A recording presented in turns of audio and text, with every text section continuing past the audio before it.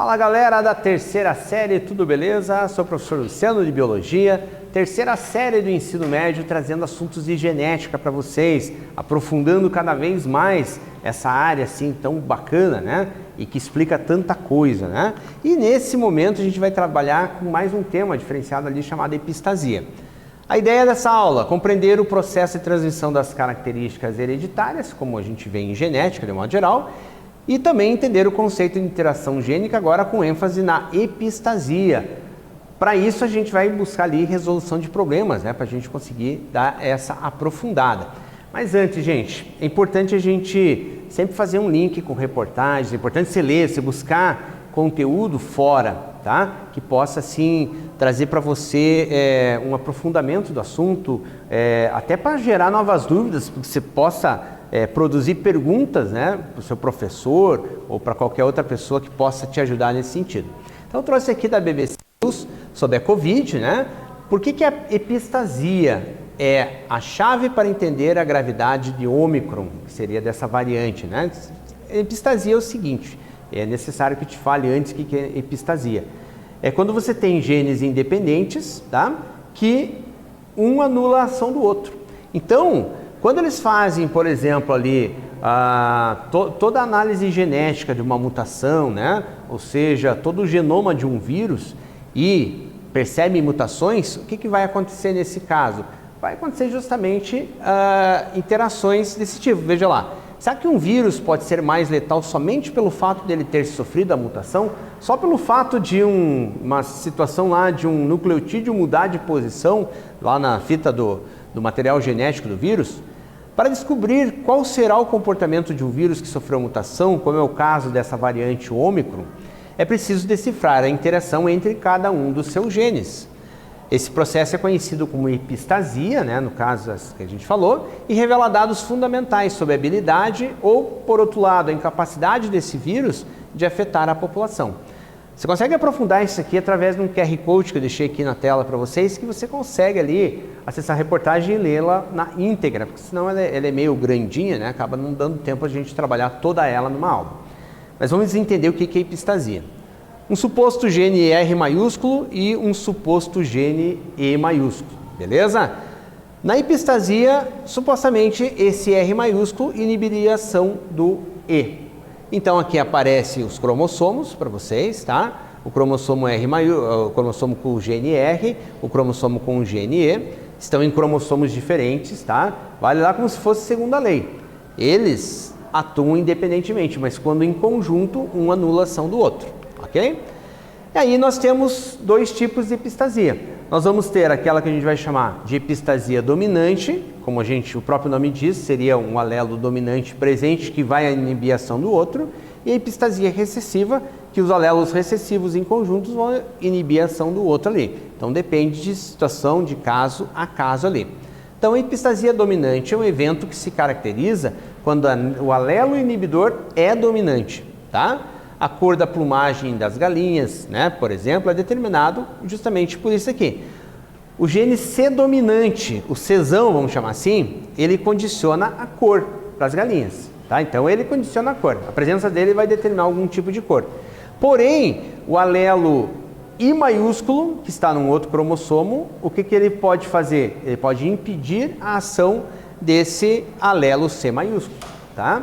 E também quando assim aparecer situações em que não exista o C maiúsculo, seja tudo minúsculo, tudo recessivo, também não vai existir cor. Mas a presença desse é que determina e a presença do I maiúsculo é que impede, tá? Então vamos lá, os alelos Czão e Czinho interagem com os alelos Izão e Izinho, onde o alelo I maiúsculo determina a pelagem branca. Pelagem branca porque ele impede a ação do outro. Assim as aves, com pelo menos um C maiúsculo, desde aqui seja minúsculo, I seja minúsculo, vão determinar a cor. E se for toda recessiva, vai ser branca. Se for dominante com o I maiúsculo, ela vai continuar sendo branca pelo impedimento da pigmentação, tá? Então o Izão seria, entre aspas ali, vamos dizer, o vilão da história, ele que causaria a não pigmentação ou a ausência do gene que determina a cor. Aí seria variável nesse caso. Então vamos à primeira atividade agora, trazendo para vocês uma interação com relação ao fruto chamado moranga. Na moranga, a cor dos frutos deve seguir as seguintes combinações. B maiúsculo, pelo menos um B maiúsculo, e ali o A todo minúsculo, a gente vai ter a cor amarela. Se nós tivermos um dominante de cada, vai ser branco, porque existe um gene ali que vai impedir a formação da cor. Se for Bzinho e tiver o A maiúsculo aqui, novamente vai ser branco. Então a gente já está sacando ali que o A é meio que o vilão da história ali. E se tiver todo recessivo, vai ser verde, tá?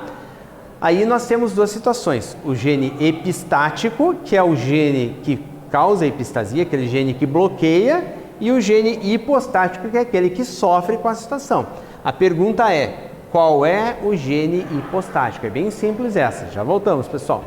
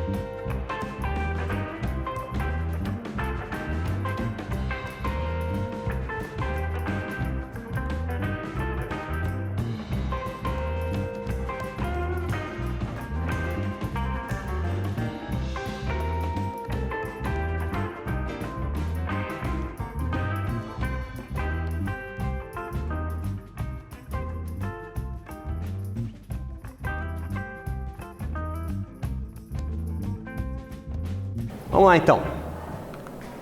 De acordo com os dados do enunciado, vocês podem sacar ali pela própria informação que é dada para vocês, né? É possível afirmar que os alelos B maiúsculo e B minúsculo são hipostáticos, eles sofrem sendo inibidos pelo A, tá? Pelo A maiúsculo. O A maiúsculo inibe a ação dos demais, não permitindo a expressão da cor, tornando os frutos brancos. Então a gente descobriu que o epistático, vamos mudar agora então, o epistático é o A e o hipostático é o B, que sofre ali a ação. O A maiúsculo, né, especificamente ali que seria. Agora vamos entender a epistasia recessiva, tá, gente? Como a epistasia dominante é a presença de um alelo dominante, logicamente a epistasia recessiva é a presença de um alelo recessivo. Só que o recessivo tem que ter uma atuação em forma dupla. Então vamos entender aqui. Acontece quando um alelo recessivo é o inibidor tá? Ou seja, o epistático, por exemplo, o I minúsculo, tá? O alelo que atua nesse tipo de epistasia só se manifesta em forma dupla, Izinho, Izinho, tá? Independente de qualquer outro exemplo, é só assim, uma suposição, né, de um alelo ali, né? Nada a ver ali com um exemplo prático aqui.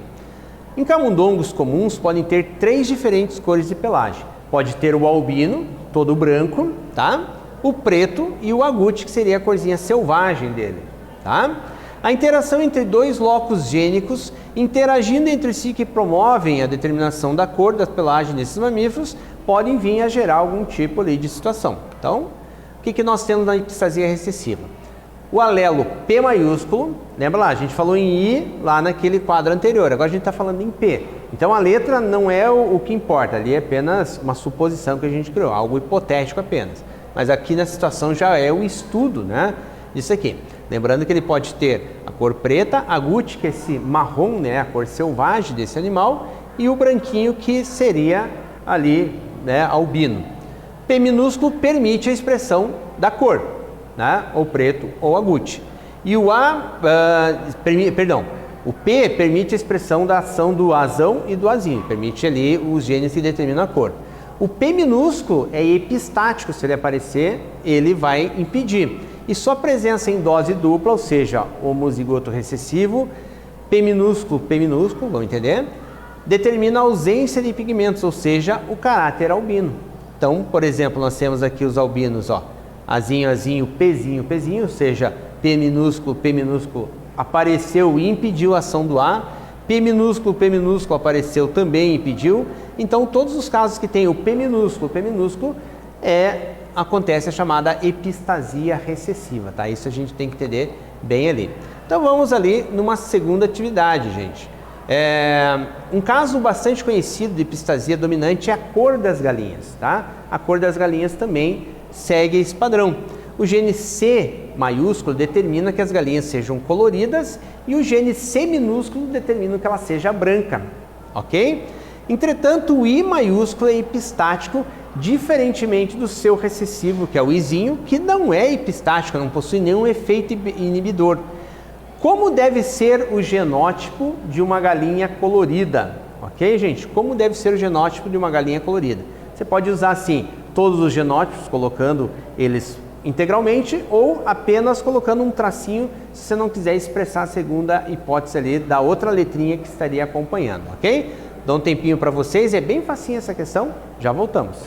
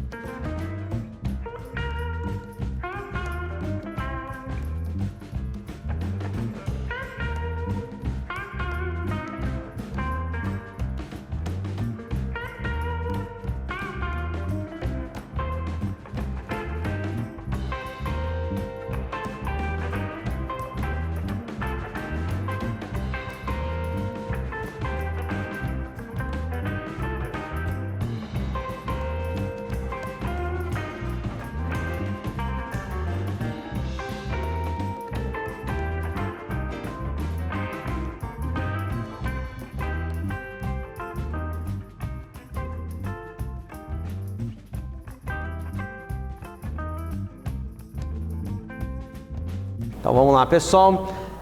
Lembrando que o I maiúsculo é o inibidor, tá? É uma epistasia dominante, tá? Nesse caso. Então o alelo I maiúsculo é epistático e, portanto, determina a coloração branca. Determina branco porque ele impede a ação da cor, tá? Nenhum genótipo com esse alelo vai dar origem a uma galinha com coloração colorida, tá? Ele pode ter dois dominantes para cor, mas não vai existir a possibilidade de se produzir o pigmento que vai colorir essa galinha. Em genótipos que não apresentam o alelo epistático, porém não se encontra o alelo cesão, também ocorrem galinhas brancas, tá? Então, assim, se você tiver tudo recessivo, você também vai ter galinhas brancas. Então tem que ter pelo menos o C maiúsculo que determina a cor. Com isso podemos concluir que apenas o genótipo izinho, cesão, cesão, né? Ou cesão, cezinho, faltou aqui, tá? Pode ser minúsculo aqui também, é que vai determinar galinhas coloridas, ok? Aqui ficaria até mais fácil colocar C, o tracinho do ladinho ali. Certo, gente? Agora, um resumo para a gente entender bem certinho o que é essa epistasia, para a gente conseguir diferenciá-las, né? De um modo geral ali. Uma epistasia dominante, temos um alelo epistático para um inibidor que é hipostático, certo? Age em homozigose e em heterozigose, tanto faz, tá?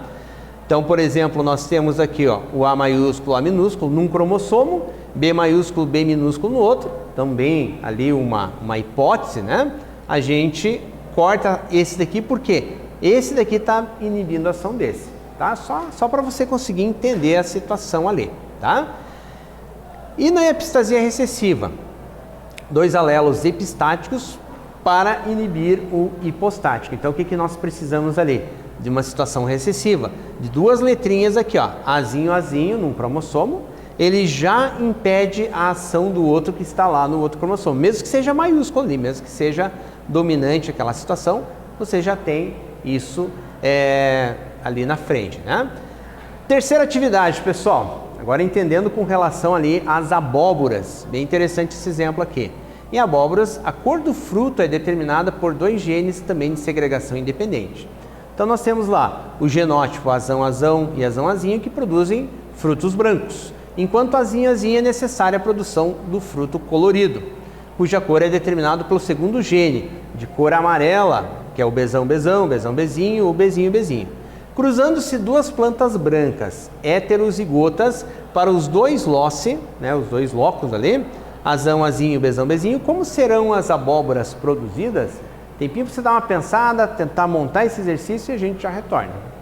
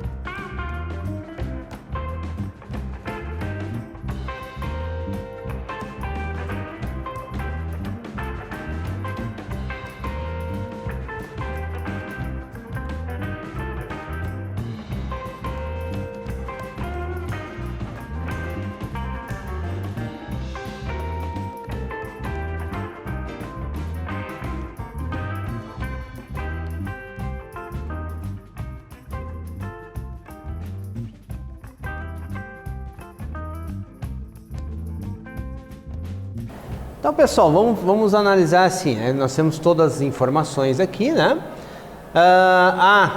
Pelo menos um A maiúsculo já vai determinar branco, porque ele já vai anular a ação da cor. Para que seja permitido a cor tem que ter azinho, tá aqui, ó, colorido. E as cores podem ser o seguinte: B maiúsculo, né, o dominante ali vai ser amarelo. Se for todo recessivo vai ser verde. Aí você faz o cruzamento conforme pedido ali, tá? Montei aqui separadinho, em vez de fazer um punê grande, né, com todas as características, fiz 2 ali com os 4 resultadinhos que a gente tem, né? E nós temos ali os resultados ali. No caso de branca, 3/4 vezes 3/4, mais 3/4 vezes 1/4, nós temos 12 chances em 16. Então nós temos assim, ó, frutos amarelos, né? 3 chances em 16, tá ali, 1/4, né, vezes 3/4, e o verde, né, 1/4 vezes 1/4 vai aparecer 1/16, e daí a gente jogou ali na forma. Ok, gente? Então, uma sugestão de vídeo para vocês, que seria basicamente a continuação daquele assunto lá no início, né, da aula, que falava sobre epistasia. Aqui, essa doutora fala na forma de vídeo para vocês darem essa aprofundada. QR Code aqui na tela, que facilita a vida de vocês para acessarem isso aí, né? É bem bacana e dá um aprofundamento legal nesse assunto. Então, galera, nessa aula definimos o que seria epistasia, o que seria epistasia dominante e também o que seria recessiva. E também o que nós fizemos? Relacionamos esses conceitos estudados com a resolução de exercícios ali que nós fizemos, as galinhas, as abóboras e tudo mais. Beleza? Então, galera, esse assunto sim, ele precisa ser aprofundado, tá? Ele não é tão complicado, a epistasia não é tão complicado o assunto, mas aparece sob diferentes formas em exercícios. E é nisso que você tem que se agilizar para tentar aprofundar. Veja com o teu professor, colegas, livro didático, vídeos. Faça aí o teu programa de estudo para que você consiga assimilar bem isso. Você vai precisar muito disso aí no vestibular, no Enem, concursos públicos ou qualquer outro teste que você venha fazer. Beleza, galera? Eu espero que vocês tenham gostado. Até uma próxima. Valeu, tchau, tchau.